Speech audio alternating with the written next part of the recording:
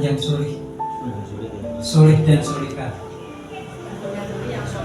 Alhamdulillah. Ada lain lagi? Sekolah agama. Pendidikan agama diutamakan. Wonten malih ibunya dulu yang solihah tadi di awal. Orang tuanya harus soleh dulu. Pendidikan agama diutamakan. Mulai, monggo. Mengutamakan adab berarti.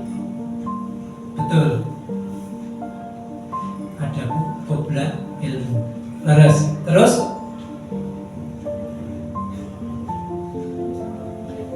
nama mulai. Oke. Nah, itu kalau kita ambil sebuah kesimpulan, pendidikan itu akan berbasis pada sesuatu yang merujuk Al-Quran dan hadis. Kalau secara sains ada sisi kognitif, ada sisi motorik, itu kan hanya bagian-bagian ilmu pengetahuan yang diurai ilmuwan saat ini. Tapi sebenarnya Islam sudah memberikan garis dari lebih 1400 tahun yang lalu. Kalau kita melihat ciri tumbuh kembangnya mudah. Ciri tumbuh kembang seorang anak tumbuh dengan tinggi, bertambahnya tinggi badan secara fisik, bertambahnya berat badan secara fisik juga, itu uraian dari undang-undang tadi. Kemudian bertambahnya lingkar kepala, itu yang tercantum dalam undang-undang tadi. Saya akan mengambil ilmu adab dan juga pendidikan agama. Kita sepakat bahwasanya kita diciptakan Allah untuk menyembah. Sebentar, ada iklan.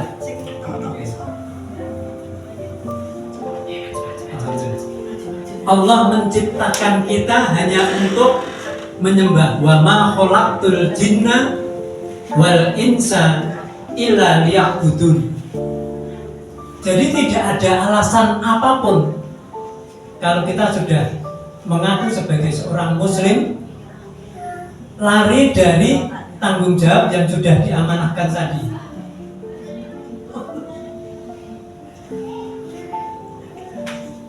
Kalau tadi saya mencuplik dari teorinya Profesor Dr. Zakiyah Darajat, bahwasanya riset beliau menunjukkan 70% keberhasilan dalam pendidikan adalah suri teladan.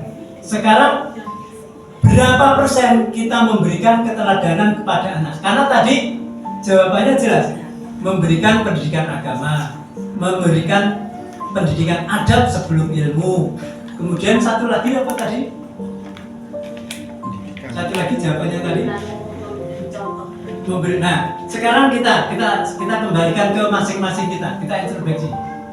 Sudah berapa persen kita memberikan contoh atau suri teladan kepada putra-putri kita? Contohnya, kita menyuruh sholat, kita melarang. Saya ambil dua contoh aja. Kita menyuruh sholat, kita menyuruh atau mengajak. Diksi bahasanya seharusnya kita mengajak, bukan hanya menyuruh, karena ada perbedaan penekanan di sana. Yang kedua, seringkali kita melarang putra-putri kita itu bermain HP. Sejauh mana kita buktikan di hadapan putra-putri kita? Berat. Sejauh mana? Itu dulu, kita yang ringan-ringan dulu. Sebelum kita membuka dalil, kita ngambil dalil-dalil yang jauh. Karena kita tadi sudah sepakat bahwa suri teladan menjadi peranan terpenting di keluarga kita. Karena begini, saya coba ngambil dari apa yang disampaikan Dr. Jarkasi, bahwasanya orang tua itu, karena tadi khususnya ibu, itu menjadi madrasah yang awal buat anaknya. Makanya al-mudarisu ahalu minal mudaris. Nah, itu pentingnya. Jadi bukan sekedar sosoknya guru, tapi bagaimana kita bisa menjadi ruhul mudaris. Jadi jiwa seorang guru, jiwa seorang pendidik. Kira-kira bisa membedakan nggak sosok seorang guru dan jiwa seorang guru? Ruhul mudaris. Apa bedanya kira-kira? Sidik-sidik mawon.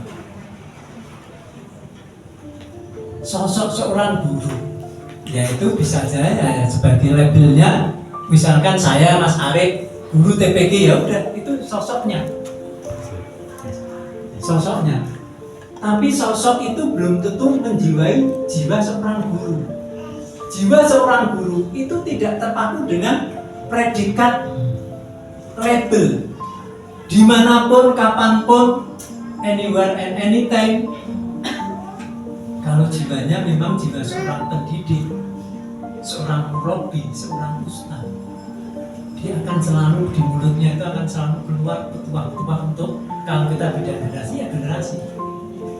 Itu otomatis. Nah, peran itulah. Kira-kira sampun apa dereng, ibu-ibu?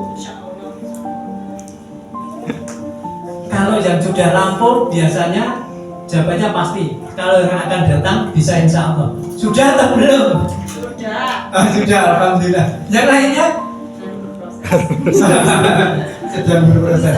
Oke, kita berusaha nih. Kita sama-sama berusaha. Karena apa? Kita di sini semua orang tua dan amanah itu melekat pada diri kita. Dan yang bapak-bapak sudah memilih bagian pendidikan untuk putra putrinya, dan ibu-ibu sudah terpilih menjadi pelaku pendidikan di keluarganya. Karena Ki Hajar Dewantoro itu tahunnya saya kesupen 1803. Nah, Pak Hari mungkin kemutan Ki Hajar Dewantoro atau ibu-ibu yang lain itu menyampaikan begini, memiliki teori trisentra. Jadi bahwa pendidikan itu pendidikan akan sulit, akan bisa dilaksanakan. Yang pertama ada peran dari keluarga. Itu peran keluarga. Yang kedua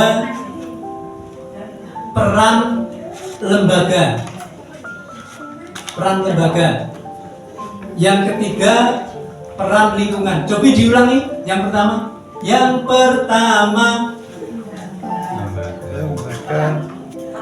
lingkungan keluarga. Oke, nggak urut boleh. Yang pertama lingkungan keluarga, lembaga. Jika tiga komponen tadi bisa saling menguatkan, kalau bahasa sekarang itu bisa bersinergi, bisa berkolaborasi, maka pendidikan akan berhasil. 3 menit. 3 menit lagi. Nah, jadi ada tanya jawab betul. Oke. Sebenarnya dari tadi bisa diikat lanjut. Jadi 3 komponen termasuk ibu menjadi komponen utama, bapak menjadi komponen utama. Itu harus berperan untuk mewujudkan tadi pendidikan generasi Islam, anak yang soleh. Karena siapa nanti yang akan mendoakan kita? Yang akan mendoakan kita anak. Yang akan merawat kita sinten? Anak. Kemudian yang akan mengasihi kita siapa? Jadi disingkat nomor belum Pak. Sinten? Anak. Karena dalam hadis Rasulullah pesan ada 3 hal yang tidak akan putus setelah manusia meninggal. Apa mawon? Tebak-tebakan ini. Tajariah. Anak soleh, Terus amal jariah, amal jariah, Ilmu. ilmu yang bermanfaat. Nah, kira-kira dari ketiga itu yang memungkinkan untuk kita yang nomor berapa? Yang memungkinkan, yang peluangnya sangat terbuka. doa anak. Nah, doa anak. Makanya anak itu menjadi bagian terpenting duriah tadi yang disampaikan. Menjadi terpenting investasi kita. Sekalipun kita nanti sudah tereliminir di alam dunia ini, itu akan terus mengalir. Jadi waladun sholihun yatmula. Jadi ini amal. Kita sholat aja kadang berat sebelah, berat ke kiri atau berat ke kanan?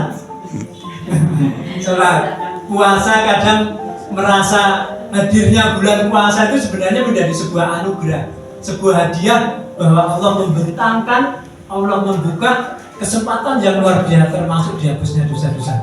Nah, tapi kita seringkali menjadi sebuah beban.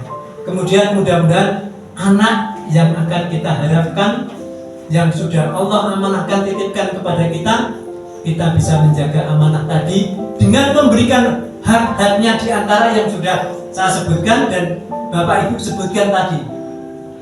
Dan itu menjadi hal penting bagaimana kita bisa menselaraskan agar putra-putri kita bisa tumbuh berkembang, bukan hanya hidup tapi tumbuh dan berkembang.